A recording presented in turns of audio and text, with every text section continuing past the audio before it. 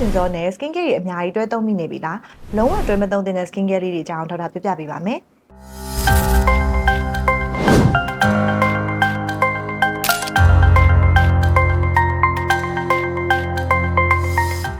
ဒေါက်တာကြီးလုံးဝတွဲမသုံးတဲ့ skin care တွေကဘာတွေလဲရှင်Okay ဒေါက်တာတို့ကလေအသားရည်လှကျင်တဲ့အတွက်ကြောင့်မလို့ skin care တွေရွေးတဲ့အခါမှာအခုနောက်ပိုင်းဆိုလို့ရှိရင် ingredient တွေကိုဦးစားပေးပြီးတော့မှကိုယ်နဲ့ကိုက်ညီတာကိုရွေးချယ်ကြရပါတော့ဒီအခါမှာဒေါက်တာတို့ပြဿနာဘာတွေ့လဲဆိုတော့အသားရည်ရဲ့ပြဿနာတွေကတစ်မျိုးထပ်ပိုနေတဲ့အတွက်ကြောင့်မလို့ skin care ingredient တွေရွေးတဲ့အခါမှာလည်းတစ်မျိုးထပ်ပိုတဲ့ skin care တွေကိုသုံးနေကြရပါတော့ဒီအခါမှာကိုကတေချာမသိလိုက်ပဲနဲ့ဒီတွဲမသုံးတဲ့ဟာတွေကိုတစ်ချိန်တည်းမှာပဲ layer လုပ်ပြီးတော့လိမ့်မိရဆိုလို့ရှိရင်အသားရည်ပို့ပြီးတော့မကောင်းမဲနဲ့ဆိုးကျိုးတွေပို့ပြီးတော့ရတာကိုတွေ့ရလေးရှိတယ်ဒါကြောင့်မလို့ဒေါက်တာကလုံးဝတွဲမသုံးတဲ့ skin care ingredient လေးတွေကိုအခုပြပြပေးသွားချင်ပါတယ်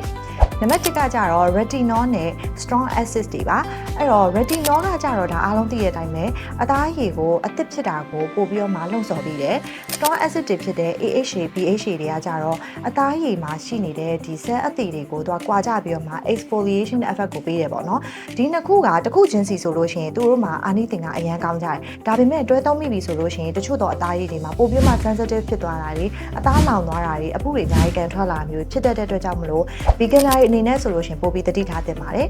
နံပါတ်2ကကြတော့ vitamin C နဲ့ strong acid တွေပါအဲ့တော့ vitamin C ကကြတော့သူ့အနေနဲ့သူဆိုလို့ရှိရင်ဒါက strong antioxidant ဖြစ်တဲ့အတွက်ကြောင့်မလို့ဓာတ်တိုးဆန့်ကျင်တာကိုကာကွယ်ပေးတဲ့မဲဆက်တွေတက်တာခြင်းအသားရည်ကြည်လင်စေရပေါ့နော်နောက်တစ်ခုအဲ strong acid တွေဖြစ်တဲ့ AHA BHA တွေကလည်းခုနကပြောခဲ့သလိုပဲအသားရည်ကိုသူကဒီဆဲအသေးခွာပေးတဲ့အတွက်ကြောင့်မလို့ပြန်ပြီးတော့နှုတ်သွားစေရပေါ့နော်သူတို့နှစ်ခုကိုတွဲသုံးလို့ရှိရင်ကြတော့အသားရည်ကလေ pH level လည်း balance မဖြစ်တော့ဘဲနဲ့ပို့ပြီးတော့မှနီလာတာတွေပို့ပြီးတော့မှ sensitive ဖြစ်လာတာတွေနောက်ပြီးကြရင်အသားရည်ကလုံးဝမခံနိုင်အောင်ဆက်သွားတဲ့ skin barrier ပြတ်သွားတဲ့အထိဖြစ်နိုင်တဲ့အတွက်ကြောင့်မလို့ဒီနှစ်ခုကိုလည်းတွဲမသုံးသင့်ပါဘူး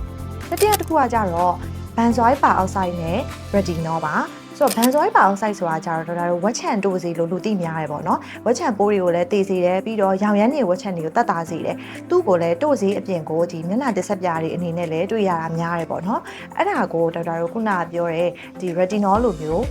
ဒီဆက်ကိုပို့ပြီးတော့မှအသစ်ဖြစ်တဲ့ဟာနဲ့တွဲသုံးတယ်ဆိုလို့ရှိရင်အသားရည်ကဒီဝက်ချန်သမားဆိုတာကငကိုရဲမှာ sensitive ဖြစ်နေတာ skin barrier တိတ်မကောင်းတာအဲ့ခါမှာပို့ပြီးတော့မှ skin က irritation ရပြီးတော့မှဝက်ချန်တွေပို့ဆိုးလာမျိုးအရန်အသားခြောက်သွားတာမျိုးဆက်သွားတာမျိုးတွေဖြစ်နိုင်တဲ့အတွက်ကြောင့်မလို့ဒီ benzoyl peroxide နဲ့ retinol ကိုလည်းတွဲသုံးတဲ့အခါမှာသတိထားဖို့အတွက်လိုအပ်ပါတယ်နံပါတ်4ခုမြောက်ကတော့ဒီ high concentration niacinamide နဲ့ strong acid တွေပဲဖြစ်ပါတယ် niacinamide ကအားလုံးသိတဲ့အတိုင်းပဲညဉ့်ဉန်းရောင်ရမ်းတာကိုတက်တာစေတယ်အဆီပြန်တာတက်တာတယ်ဝက်ချန်တွေအတွက်ကောင်းတယ် skin barrier ကိုပြန်ကောင်းစေတယ်အာနိသင်ရှိရပေါ့နော်ဒါပေမဲ့သူကအရန် concentration များသွားတဲ့ခါကြလို့ရှိရင်အရေးပြားမှာပြဿနာတွေဖြစ်နိုင်တယ်အဲ့ဒါကိုမှထပ်ပြီးတော့မှကိုက AHA BHA တို့လိုမျိုး exfoliating acid တွေနဲ့သွားတွဲရဆိုလို့ရှိရင်အသားရည်မခံနိုင်ပဲနဲ့ sensitive ဖြစ်သွားတာတွေရဲတာတွေ skin irritation ရတာတွေဖြစ်နိုင်တဲ့အတွက်ဒါလေးကိုလည်းသတိထားဖို့လိုအပ်ပါတယ်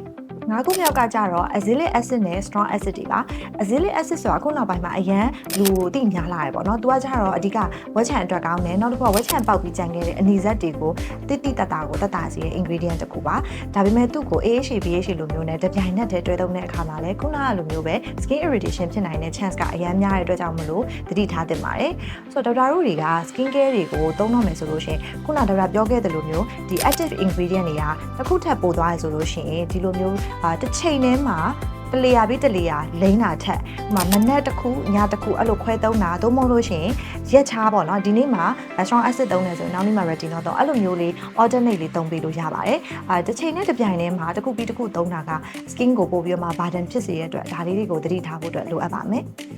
ဒါကဒီ R&B ရဲ့ beauty guide program လေးမှာဒီလိုမျိုးအရေးပြားနဲ့လှပဆိုင်ရာအကြောင်းအရာတွေကိုထပ်ပြီး sharing လုပ်ပေးသွားမှာဖြစ်လို့သိချင်တာလေးရှိလို့ရှိရင်လည်း comment မှာရေးပေးခဲ့လို့ရပါတယ်ရှင်အိမ်သုံး beauty device ဆိုရင် R&B